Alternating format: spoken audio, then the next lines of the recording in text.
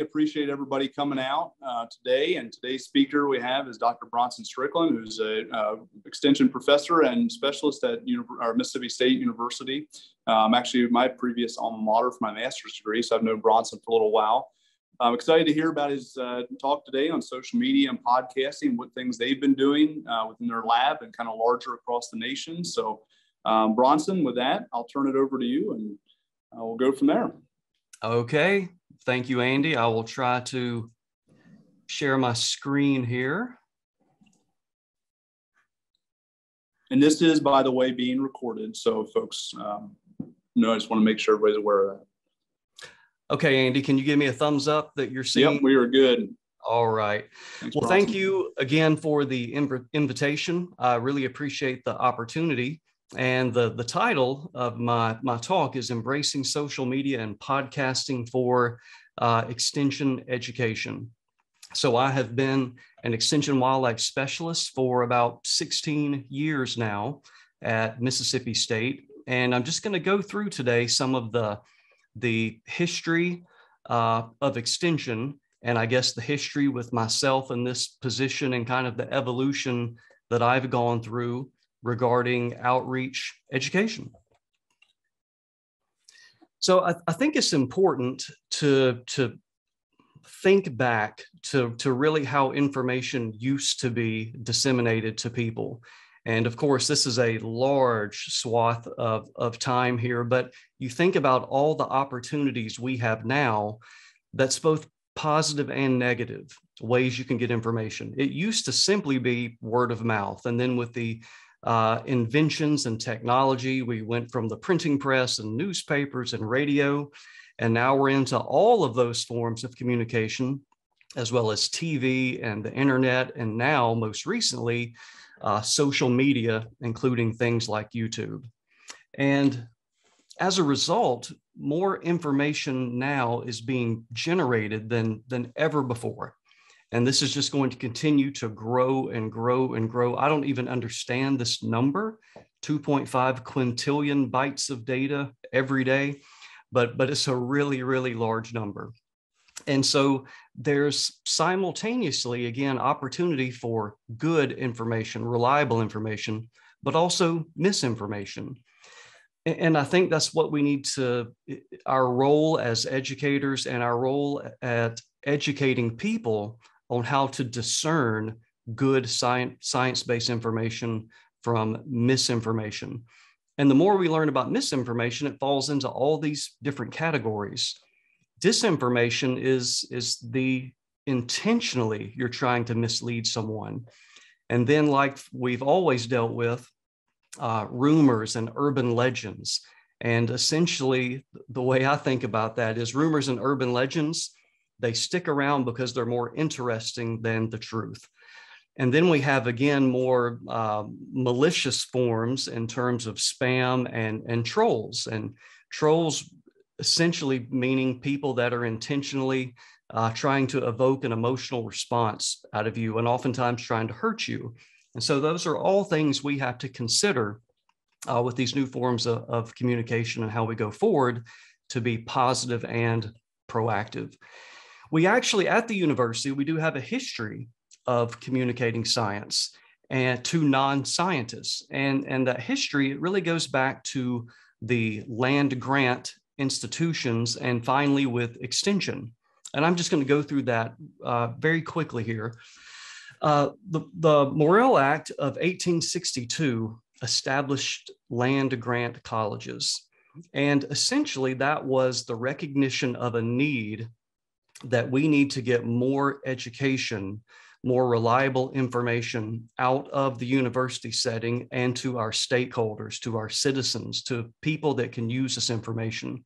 So land was granted to each state, hence the land grant university.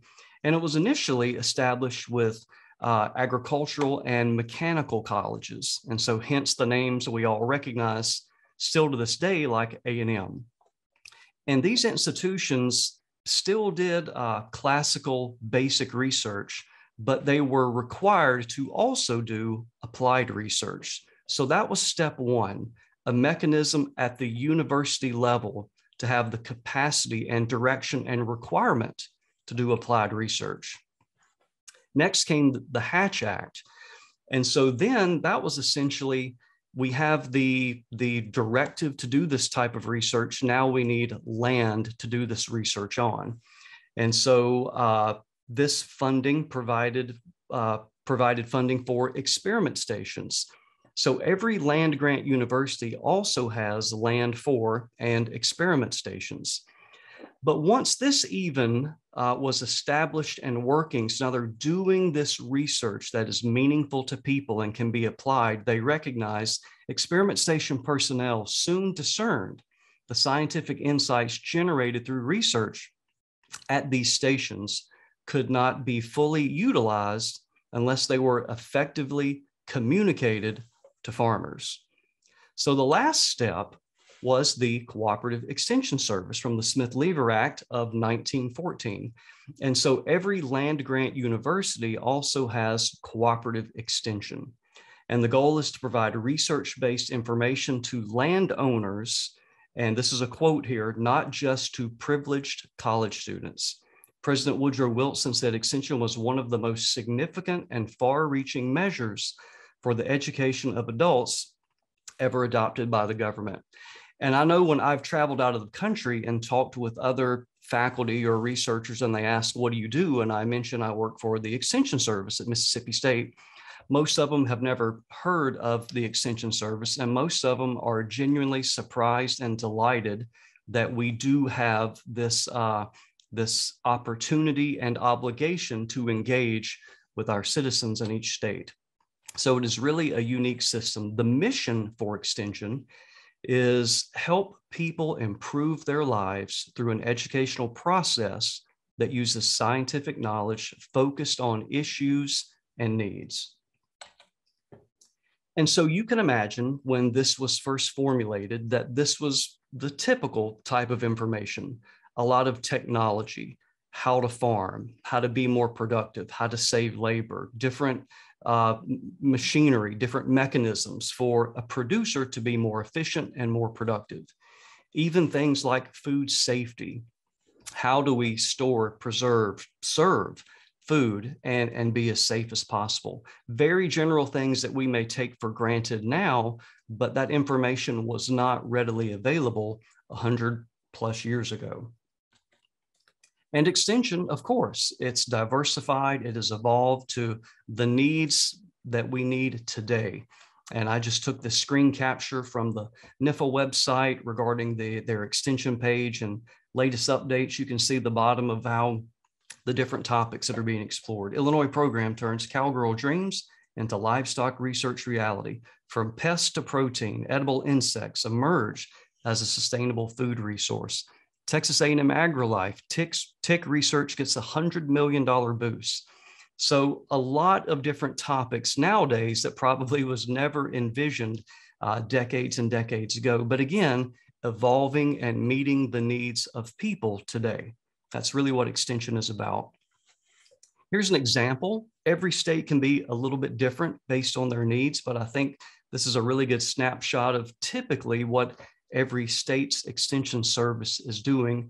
There's always going to be a focus on agriculture, crops, livestock, within your communities, disaster preparedness, economic development, the family level, children, parenting, etc., food safety, health and nutrition, insects, crop pests, lawn pests, etc., lawn and garden, floral design, herb gardens, and landscape architecture. And natural resources, I guess a topic near and dear to us, fisheries, forestry, and wildlife. And then something I think we all recognize, and that is youth development. Now, 4-H is no longer just showing livestock. It is really amazing the diversity of educational programs for our youth now within 4-H, from robotics all the way to giving effective presentations. It is really a powerful program. The structure for extension, and again, this can differ somewhat from state to state, but very generally, you have a topic expert, and that's called a state extension specialist. So my title, I'm Extension Wildlife Specialist. So at least in theory, not in practice. I try to be as an expert on as many topics as I can. And then my job is then to disseminate that information to our regional agents and to our county agents. Regional agents, they work directly, they're in between. They work with the county and work with the state specialists to help at the county level organize educational programs. And our county agents, they are the face-to-face most often with our landowners, clients, constituents in the field. And one thing that I know I was amazed when I started working with our county agents is the diversity of information that they have to specialize in. It is really a difficult job when you think of the people that come into a county office and have questions, needs, issues regarding youth, regarding nutrition, regarding balancing my checkbook, regarding insects on my tomato plant. I mean, it just goes on and on. And those are really amazing people, our county agents.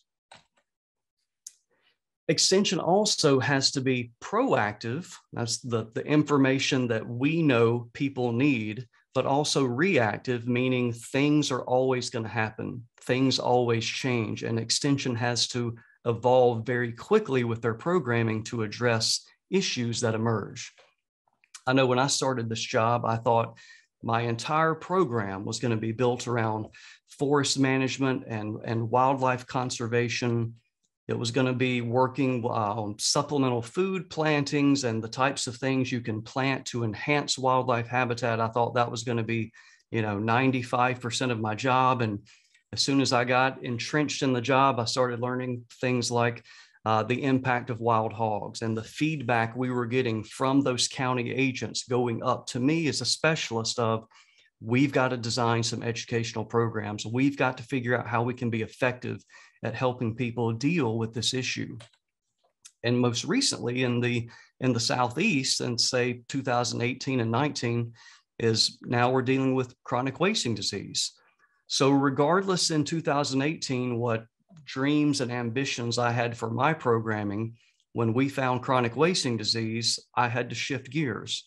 And I'm going to be delivering programs on chronic wasting disease to educate the people of Mississippi. So that's just really how we always have to respond. It's one way also that Extension is different from, say, your typical university faculty member, where they can develop their program and do what they want.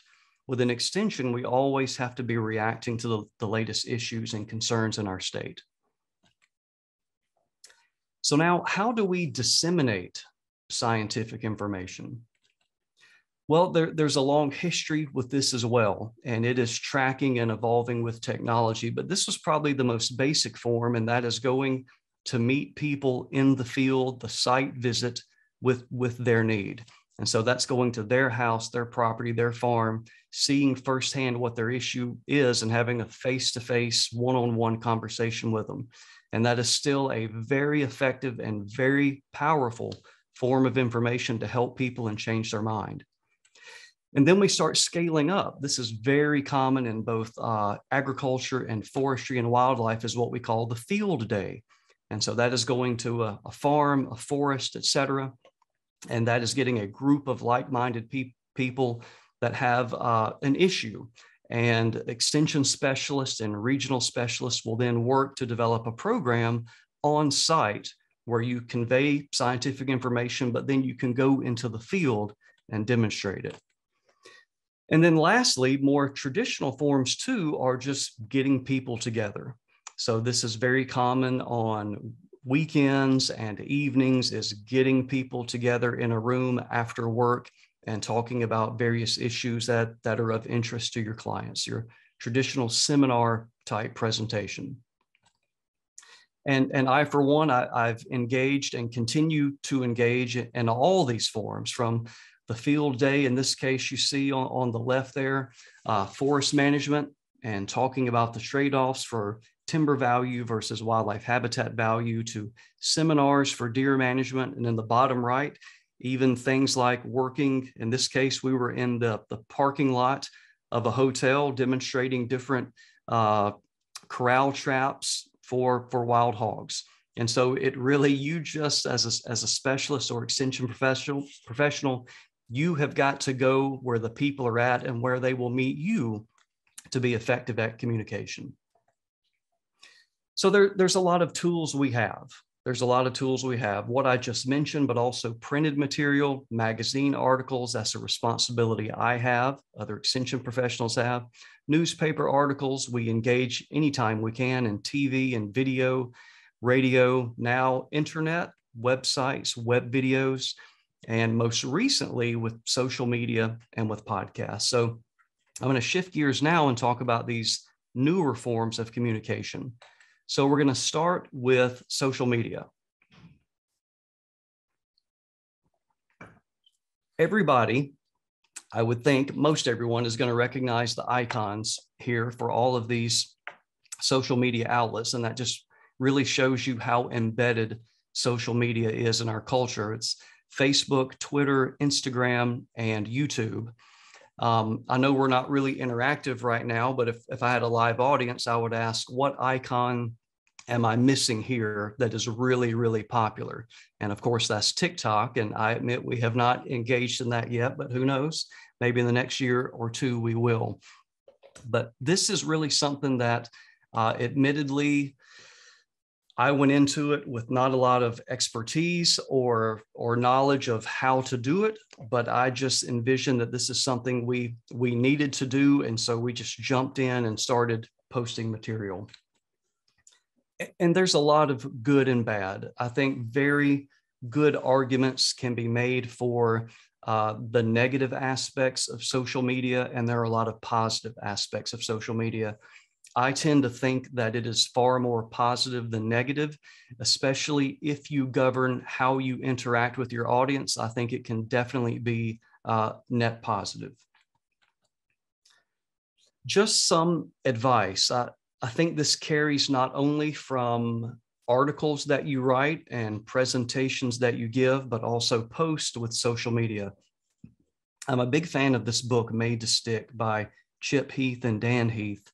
And what they did is scouring through a lot of information for decades and decades. They came across these themes here that seem to always be correlated with how well a story resonated and penetrated with their audience and what gave it staying power for people. And if you think about it, it really makes a lot of sense. Simplicity, it can't be overly complicated for a non-expert. Unexpectedness, concreteness, credibility, emotions, and then of course, stories. And some examples I'm going to give now with some posts that we've done, we really focused on the unexpectedness and then also the story aspect. So we kind of have some themes that we group our social media in, and we have some that are related to habitat and nutrition. And these posts do generally very well, but you'll see here on the left, we're talking about the relationship between forest to basal area and sunlight. And then we engage people and talk about the habitat resulting from light penetration through the forest canopy. And that's how we can manage forest for wildlife habitat. We talk about very general relationships that we all learned as wildlifers in our wildlife biology 101 class, and that's plant succession and how that changes. And you would really be genuinely surprised on things that are so obvious to you as a professional, most people don't understand. And so it's very useful to explain things like this. And then at the bottom, deer nutritional requirements. I don't know the number. I guarantee you that if you seek this information out, you can literally find this information in thousands and thousands of places, from a library, from a magazine, from textbook, from website. But people really don't know in terms of being proactive. I mentioned that earlier. People just don't know to seek that information out. So it's always good to have this information in your social media feed or website, just so people can find it very easily and refer to it. We also take the opportunity for general education and myth busting. And so like on the left, if you're an extension professional, you're probably going to get photos, questions, emails every single year about, I have this trail camera photo of a deer and it looks like it has the mange. Or another example would be, I have trail camera pictures of this deer and it has tumors all over it, which is viral fibromas. And so we use social media like this to be able to be proactive. So before summer is coming and we have a change of pelage or shedding, or before fall is coming and people are looking at trail cam pictures and starting to see viral fibromas, we try to get ahead of them so they can have that information. We also do some myth busting with things that can be fun to engage in. And that's like what I would say hunter lore. These ideas and urban legends that hunters have, and in this case, relative to the moon, that deer activity is going to shift significantly with the phases of the moon. And we're able to provide data and come up with a very simple graphic like this, just to show that there is some daily variation in deer movements, but it's really related to the breeding season, the rut, and has very little, if anything, to do with moon phase. And the good and bad with that is that sometimes posts like this, the moon theory, can be a little bit strategic, because you are going to get some people, it is going to be a popular post. And what I mean by that is you are going to get people that disagree with it. And because they disagree with it, they're going to interact with it and share it a lot more. And so often you will increase your reach because people are sharing it because they agree or disagree, but it's controversial. And here we have the unexpected, going back to the made to stick topics, the unexpected. And so revealing movement behavior that you can only get with GPS technology. On the left, it's talking about buck bedding areas and how many different beds that a buck will have. And a lot of people just really never really realize that, including biologists, until the technology. And then we also talking about home range shifts. And that's really unexpected for people because most people think that deer demonstrate such sight fidelity, and some of them do, but a lot of these deer are going to completely move and shift their home range over the year. And so it generates a lot of interest and a lot of stories with landowners, managers, and hunters of where did that particular deer go. So it provides an explanation. And then we have the really unexpected, that's really unexpected even for biologists. We've got a tremendous amount of feedback from a deer that we call Buck 140. I know that's a really creative name, but that was his ear tag and his GPS collar.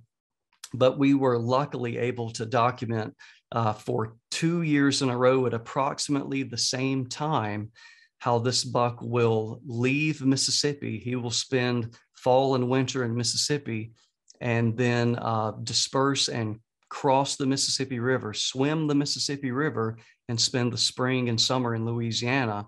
And we've documented this 2 years in a row, how he'll go back and forth.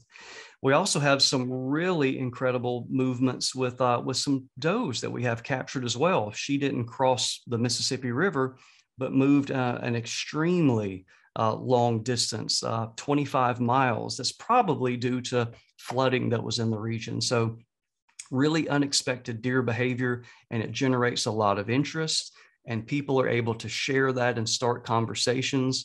When you start doing that, people start subscribing to your social media. And so even the proactive stuff they may not be that interested in, it's still in their feed, and it provides an educational opportunity.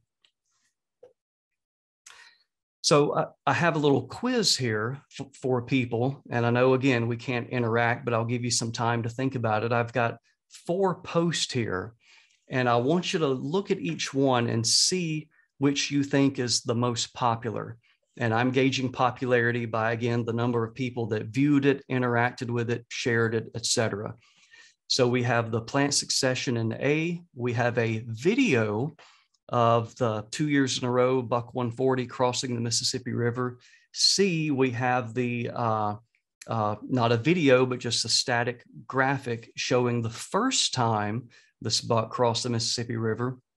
And D, we have a video of a buck demonstrating a very unique behavior we call the grunt, snort, wheeze. So take just a second and see what you think is going to be the most popular on social media.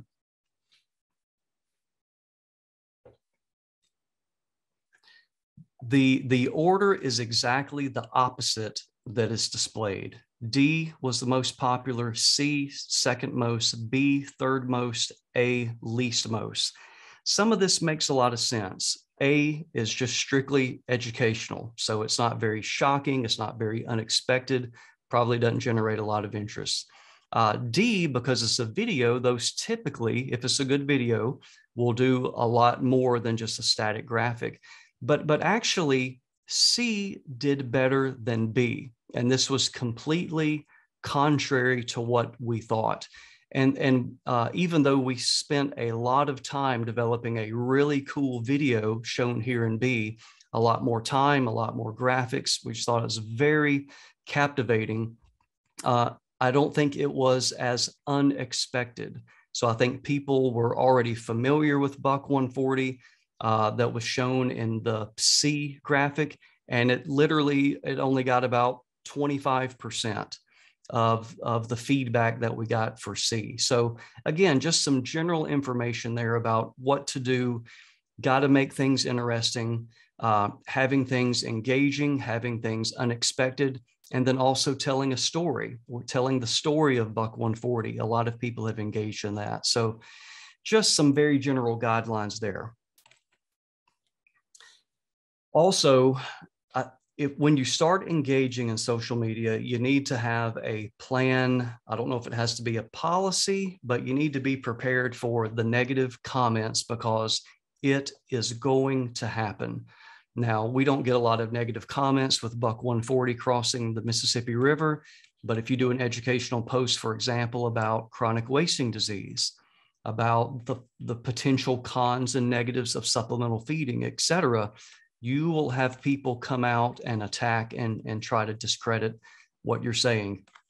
And talking with communications experts, people that do this for a living, the science of communication, will often say that only reply with positivity or just don't reply. So reply with a very nice comment, respectful comment, or really just don't engage with them.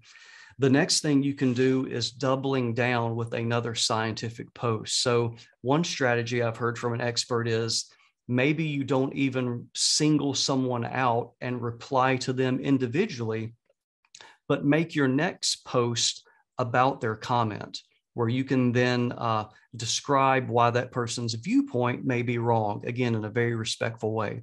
But just a warning that once you start in this activity, because of the people can be anonymous and say what they want to say and be a troll, et cetera, that is going to happen. So be prepared and be emotionally prepared for what's going to happen.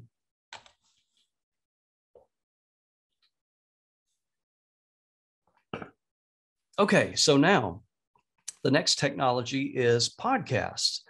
And this is really, really growing a lot the last 5 years, especially the last 10 years. If you recognize these icons, most people would. Top left, Apple Podcasts, top right, Google Podcasts, bottom left and bottom right are new. And so they are getting more and more of the podcast market now is Audible and Spotify. A lot of people are envisioning Spotify will take the number 2 slot, maybe within this year or the next. So both of these, they have seen, I think, from a business model, how popular podcasts are, and they are capitalizing on making those podcast or those platforms very useful to people. There's no doubt it is very much the same trends as we have seen with the internet and with social media. Podcasts are, I would say, here to stay, at least in the short term, for the next decade or so. Estimates are there are 2 million podcasts. That's probably an underestimate. Of those 2 million podcasts, there's 48 or more million episodes. 55% of the US population has listened to a podcast. All these numbers are going to grow. And 77% of the people are less than 55 years of age. So about 25% greater than 55 years of age, but most of them are 50 or younger. And 50% of all homes are now podcast fans. So it's just very, very clear that this technology is being embraced by a majority of people. So what if you make the decision, okay, you convince me that this is a really important and effective form of educational communication. I'm overwhelmed. I don't know what to do. I have these visions of a radio studio, something like this. I'm going to need all this equipment and I don't know how to manage that. The truth is, all you need is a laptop and a microphone. It's really all about just recording a conversation, developing your audience on social media, advertising your podcasts, and using all of the services that we provided to upload that and let the technology do the rest for you. So we jumped in, me and my colleague, Steve Damaris, we jumped in and I had to really, really twist his arm to do this. But I thought for me, in extension, this is something that we needed to try. And I started seeing a niche for us, that our podcast was not going to be about deer hunting or hunting, because there's hundreds of podcasts about deer hunting. We were going to make the podcast about our specialty, and that was going to be deer biology and management. It was going to be an educational platform about deer management and topics that are going to be important to hunters and managers and landowners. And I was very hesitant to show some of these graphics here because I don't want anyone to misunderstand me, that I'm not saying any of this, that I'm bragging about the reach of this podcast. I don't mean that at all. Instead, what I want to convey is the power of the technology. I don't understand really, how all of this works, but I know it does work. And when people start talking about it and sharing it, and once your podcast starts to become popular, the algorithm will start feeding it to more people, and it'll just grow and grow. And I look at this, and every one of these states, even the states that are shaded light, all of these have hundreds to thousands of downloads in the state. And what is really interesting to me is that you would think in my state of Mississippi is where we would have the greatest number of downloads, but we actually have more downloads in the state of Texas and very closely in the state of Georgia. We have more downloads in Michigan than we have in our neighboring state of Louisiana. So it's just amazing how this technology can work for you to increase spatially your reach outside of your state. And then once you become established, the same thing happens on a global scale. And so every one of these states, of course, the US is 90% of our downloads, but it's just really gratifying to know that the information you're producing is being downloaded and listened to all over the world. And again, that has nothing to do with me. It has everything to do with the platform and the technology. And this is just a very, very small sample from over 2 years ago. We were developing a paper I'll share with you in a moment of looking at other institutions and specifically extension services at other land grant universities. So this was not just our unique idea. There are a lot of organizations and extension services, state and wildlife agencies, et cetera, that are jumping on board with this.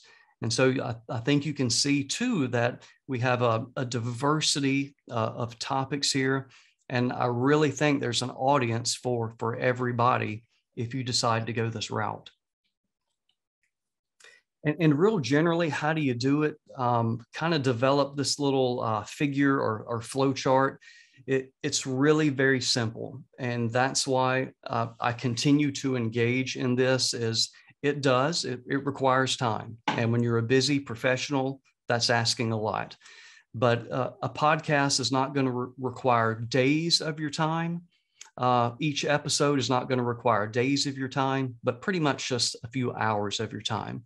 And so it is recording the audio material just with a laptop or a recorder, recording an interview, recording thoughts you may have on a topic where you're explaining some process or situation.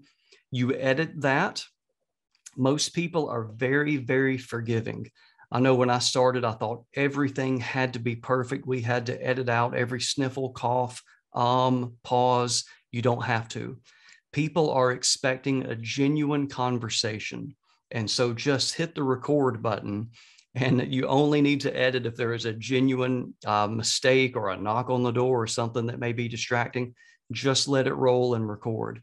Then you're going to upload that to a podcast platform. They're called podcatchers. And like I showed you earlier, there are many, many, many of those.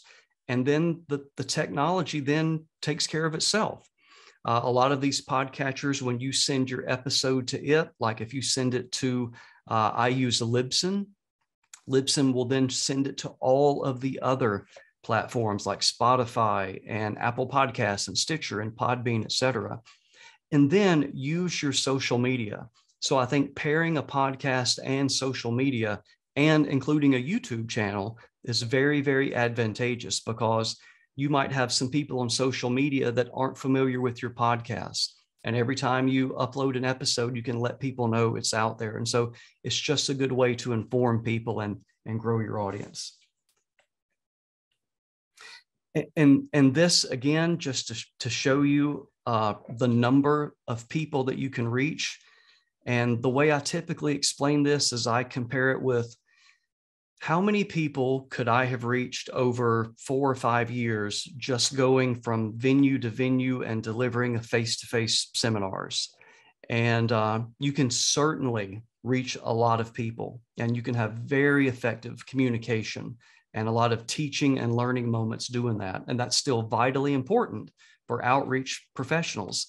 But over time, again, letting people finding the podcast new over and over again, we have now grown this to where every episode we do is about an hour or so. Some are longer, some are close to 2 hours, some are 45 minutes. But just essentially here, we've got almost 500,000 hours of downloaded deer management and biology education out there. So again, none of this technology is to replace the traditional forms of education, but I think it's a very productive way to augment what we're doing. We were then able to, thanks to from a NIFA grant from the Renewable Resources Extension Act, we were able to take the success we had with Deer University and leverage that into a podcast network that we're calling Natural Resources University. And with that, we have added another 3 podcasts, one called Habitat University, one called Fire University, and one called Pond University. And I think the titles are self-explanatory there of what those are about. So we're hoping to keep building on that. And we have plans now in 2022 to add 2 additional podcasts to the network. So this is all about applied research and management. All of our hosts of these podcasts now are extension professionals, and we're going to be adding more to that. So we just hope to grow this over time. And lastly, if you have any, if you want more information about podcasts in general, their role in education, the interest in it, we wrote a paper for a special section in Ecology and Evolution. Yeah. And it's called Podcasting as a Tool to Take Conservation Education Online. So feel free to take a look at that, download it, and be sure to contact me if you have any questions. I'll be happy to help any way I can. What is next? Well, first of all, I think I've said several times, and I want to reiterate, is that there's always going to be a need for face-to-face teaching. There's always going to be a need for the human element here and working with people one-on-one or in groups. But I think the best way going forward is if you want to maximize your influence and maximize your teaching, is to increase the number of venues that you're going to have. So adding to your face-to-face and your magazine articles, et cetera, it's using things like social media. It's using a podcast. It's using a YouTube channel, things like that. And if you have the resources, if you can build a team, that's probably the best way to go, is that you can hire people or include people that have experience in education with these new technologies. And what is going to be the next paradigm shift in outreach? Nobody knows. No, I don't think anyone 20 years ago could have ever predicted the splash YouTube was going to have, the splash podcast we're going to have. So I would just say that for outreach professionals, keep your mind open and be willing to engage and embrace what this new form of outreach relative to technology is going to be in the next 5 years or 10 years or the next decade. So with that, that is all I have. And I will be happy to try to answer any questions. All right. Thanks, Bronson. Appreciate that. You bet. Great presentation, by the way. I learned a lot. And again, I have a communication specialist in my lab that's helping a lot in our social media side of things and eventually some podcasting. But yeah, a lot of great tips there. So we'll kind of open it up for folks to provide questions. We can throw them in the chat or the Q&A session section. Either way, whatever works best. And then we'll take and start going through those questions. And Andy, I think I can answer one question. Yeah. Is there a catalog of extension service produced podcasts in the chat? Not that I'm aware of. Nope. And just to show you the power of social media, I was working with Marcus Lashley on that paper, and he used social media for us to identify all of those different podcasts. So it wasn't easy because there are 2 million podcasts available. It was just easier to reach out to people in our field and for them to provide feedback to us on what's available.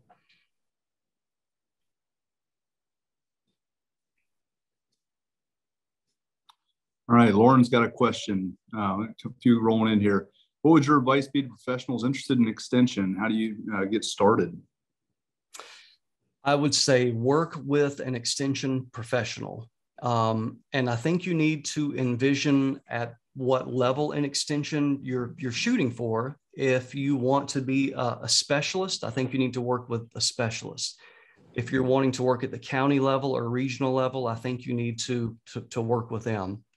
And I know I can speak for all of my extension colleagues. Andy, I'm sure you can, and Matt, Maureen, et cetera. Extension is always looking for volunteers. We're always looking for help with all of the events that we put on. We can always use help. So I would say volunteer to get some perspective and idea of what we do. Good. Do you have any recommendations for the most effective length of time for a podcast? That is a great question. I don't. I know I have received the bell-shaped curve feedback. I have gotten feedback from people that if it's over 10 minutes, it's too long. And I've gotten feedback that why don't you do like Joe Rogan and have these 2 to 3 hour deals? And I guess neither of those really work for me. We've always received, I think the most positive feedback is over 30 minutes and probably less than an hour and a half. I think the sweet spot is 45 minutes to an hour. And I really think for some of these topics, I mean, I just don't think we can get in and discuss anything about chronic wasting disease in 15 minutes. I think we need a half hour. I think you need an hour because you have to provide context and history and get into the biology of it to explain and teach to people. So I don't know if there's any, researched optimal time. From my experience, it's greater than 30 minutes and less than an hour. Good. Yeah, Bronson, I know on my side, I've heard a lot of those responses that kind of varies quite a bit also in the topics you're discussing. So that's good. All right. So Jared has a question here. So he really enjoyed the presentation. How do you see commercial sponsorship playing into the conversation while remaining unbiased? And have you seen any issue maintaining cost of operation when competing against some of the other sources not restricted to using sponsorships that may or may not be totally grounded in the truth? I think that is an excellent, excellent question. I have been, in a very nice way, professionally, I've been round and around with this, with administrators, and this is the conclusion I have come to, is I think it would be very difficult for my and Steve, the Dear University podcast, to be, quote, sponsored by a product. I just don't think with the university and the land grant system and extension, I just don't think we need to be sponsored by fill in the blank. We don't need to be endorsing, and we can't endorse a product, but indirectly with a product sponsoring the podcast, we kind of are. What I envision going forward is sponsoring partnerships. I call them conservation partners. So for me, and this is just an example, it might be that I work with USDA NRCS, and maybe they can help sponsor the podcast. And in that podcast, we can talk about some of the new Farm Bill programs that might be available. I can work with my state wildlife agency, and then maybe we can take a few minutes and talk about a new park that's available or the new hunting regulation. So I think there's a way to make it a win-win where you don't compromise your integrity in sponsoring products, but recognizing that if you can generate some revenue, it will really help you pay for your technology and grow your podcast.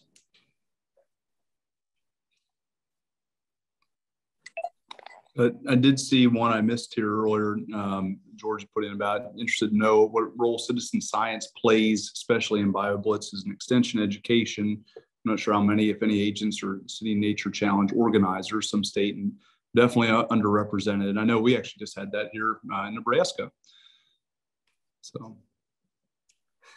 Okay, well, I think citizen science can, in this form of outreach, can play a really big role. I think it's just working with the citizens engaged in citizen science, their organization, just reaching out to someone with social media presence or a podcast or a YouTube channel and getting together. And people typically are looking for content. So people are looking for opportunities to make another post and make another episode. So I would just say reach out locally and partner with somebody and look for the opportunity, because they'll probably give it to you. That's good. And Abigail had more of a comment just to kind of say thanks for a fantastic talk, and is going to go in and kind of thinking about ways to incorporate or develop a podcast. And I know, just kind of speaking to myself, similar to Bronson, to your earlier discussions, takes a lot of thought going into it, and unfortunately there's not necessarily a manual for wildlife podcasting per se, so kind of figuring it out as you go. But I can tell folks that one of the things I've learned, I'm sure Bronson you have learned through that process, that vision planning, really understanding the audience that you're going after. You can kind of say I want to be out to the general public, but at the end of the day, the general public can be divided up a little bit. And is it going to be more towards your lay audience may not be familiar with science, or you're going to have more towards researchers, or where the focus of that? So that's good thought there. And Abigail, excited to hear that you're able to join us in from Cape Cod, Massachusetts. Yeah, that's great, Abigail. Hey, Andy, I would say one thing, there's not an instruction manual, but I'm just going to talk specific to what I do.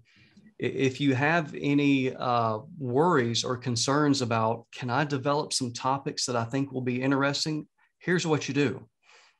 If you're me, go to wherever, the grocery store, and pick up the most recent hunting magazine. You're going to see some discrepancies in there that need to be addressed through education. You can also engage in social media with a lot of these chat rooms. And so join some of these groups. Like, for example, there's a wildlife habitat management group. Every state has a deer hunting group. And I'm not saying you have to interact. Scroll through the comments, scroll through the questions, and make a list of what people don't understand, and then devote an episode to it. And it is really gratifying. It is really gratifying. when you address some of these topics and then you start seeing your episode being copied and pasted into a comment in these chat rooms, you know you're making a difference. That's good. Yeah, that's a really good point, Bronson. Scott has a comment here in your extension outreach world. What might be the best balance in your use of different venues, face-to-face, publications, telephone, small events, large events, social media, podcasts, etc.? Wow. Yes, do them all. I think, and maybe this is with experience, I think over time, and, you know, I'm not in Texas, Florida, or California, or New York. You know, I after 15 years, you tend to figure out what are going to be the venues that are going to be most worthwhile. And so luckily over time, it has been acceptable for me to like ask a county director or someone is, how many people do you think you're going to have? Tell me about the venue. And I think you just start gauging the amount of effort of, I've got to drive 3 hours one way to talk to 10 people, and anybody in extension, you have done that.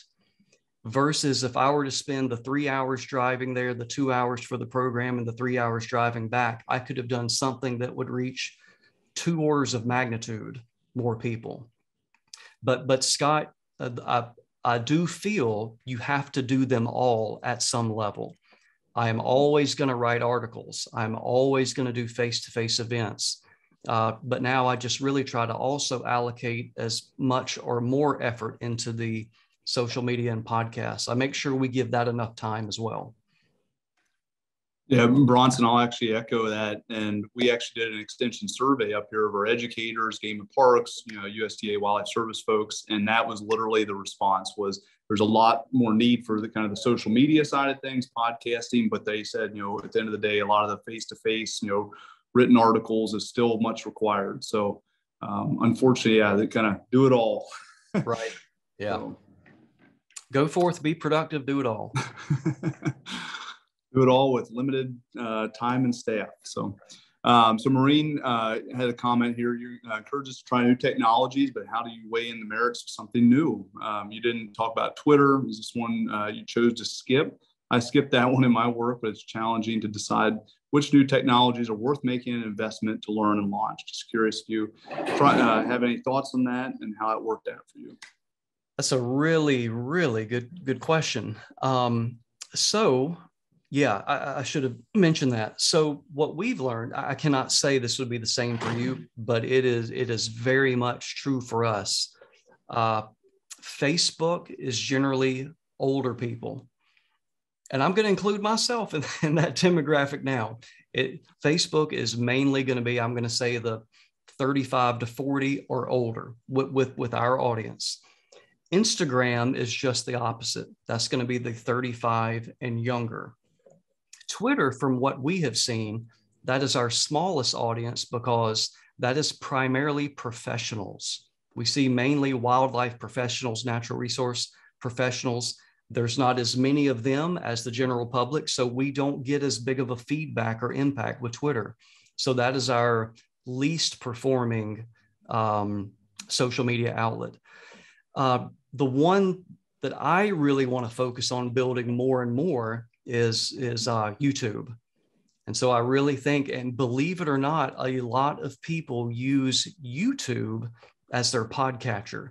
And so we've actually started putting our podcast episodes on YouTube. So when they subscribe to the channel and click one, they will just play one after another. But yeah, believe it or not, all of these, I think, play a really, really important role. The one thing that I don't think grows as quickly is YouTube. The thing about, say, Instagram and Facebook is that you can share more readily. I think you have to be more deliberate and active to share YouTube stuff. So it's a little slower growing. But then again, you also, for every one of these venues, you need to think about your content. And so, Maureen, the way we think about now going forward is that, okay, we're going to make a video.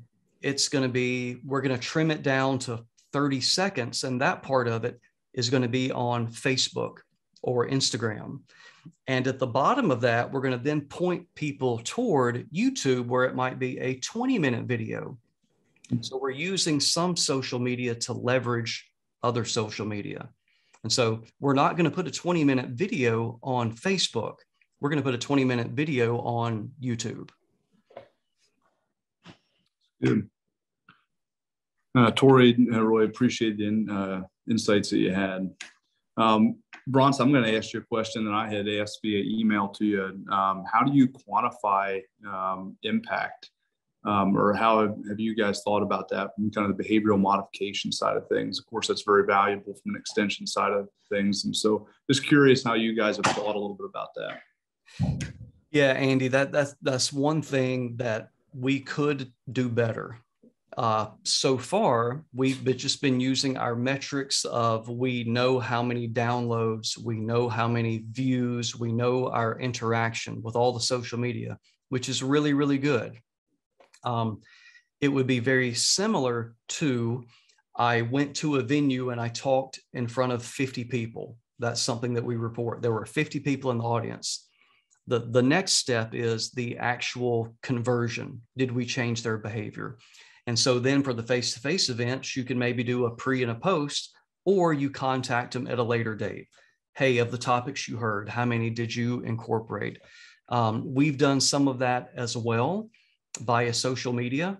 Is we'll do a survey and get people to, of all the topics that we talked about, how many of them are you applying on your land? And then maybe a scale metric, how much acreage are you managing? And then you can kind of get an index, at least, of conversion relative to number of people, relative to acreage. But that's really fuzzy and gray. It's really hard to capture that. That's good. Good point there, Bronson. Other questions, thoughts? I know we have just a couple minutes left in the hour here.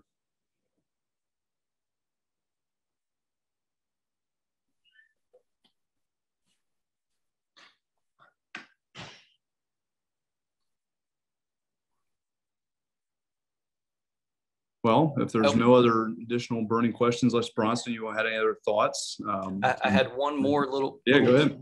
Tidbit. You know, what some people are now doing as well is including that in the funding for a grant. So someone may say, I don't have, all you need is a speaker and a laptop, et cetera, but I don't have the money for the next, 2 years to pay for some subscription to upload. I know people now are, when they are getting a bona fide research project, some of those deliverables, it used to just be, we're going to produce technical publications and we need to cover our publication costs. Some people are now also adding in some outreach costs associated with that. And so you might say, hey, we're going to do this and we're going to get 10 episodes for podcast episodes or something like that.